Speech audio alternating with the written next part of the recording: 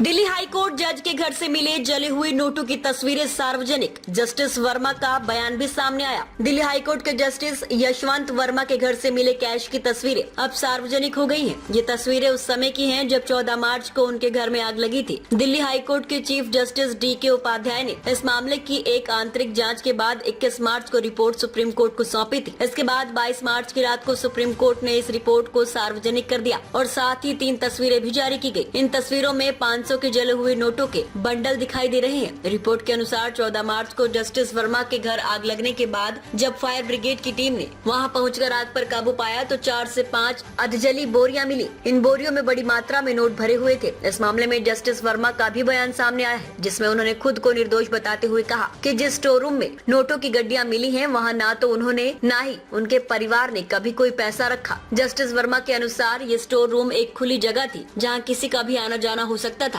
उन्होंने ये भी आरोप लगाया कि उन्हें इस मामले में फंसाया जा रहा है। जस्टिस वर्मा ने अपनी सफाई में दिल्ली हाईकोर्ट के चीफ जस्टिस को जवाब में कहा, 14-15 मार्च की रात को बंगले के स्टाफ क्वार्टर के पास स्थित स्टोर रूम में आग लगी। ये कमरा पुराने फर्नीचर, बोतलें, क्रोकरी, गद्दे, बागवानी उपकरण और CPWD की सामग्री रखने के लिए इस्तेमाल किया जाता था। ये कमरा हमेशा खुला रहता था और स्टाफ क्वार्टर के पिछले दरवाजे से भी इसमें प्रवेश किया जा सकता था। ये कमरा मेरे मुख्य आवास से अलग था। उन्होंने बताया कि घटना के दिन वह और उनकी पत्नी भोपाल में थे, जबकि उनकी बेटी और वृद्ध मां घर पर ही थी। जस्टिस वर्मा ने ये भी बताया कि आग लगने के बाद आधी रात को उनकी बेटी और निजी सचिव ने दमकल विभाग को फोन किया था। ये मामला अब सुर्खियों में बना हुआ है और ये जाँच जारी है कि इस घटना के पीछे की सच्चाई क्या है।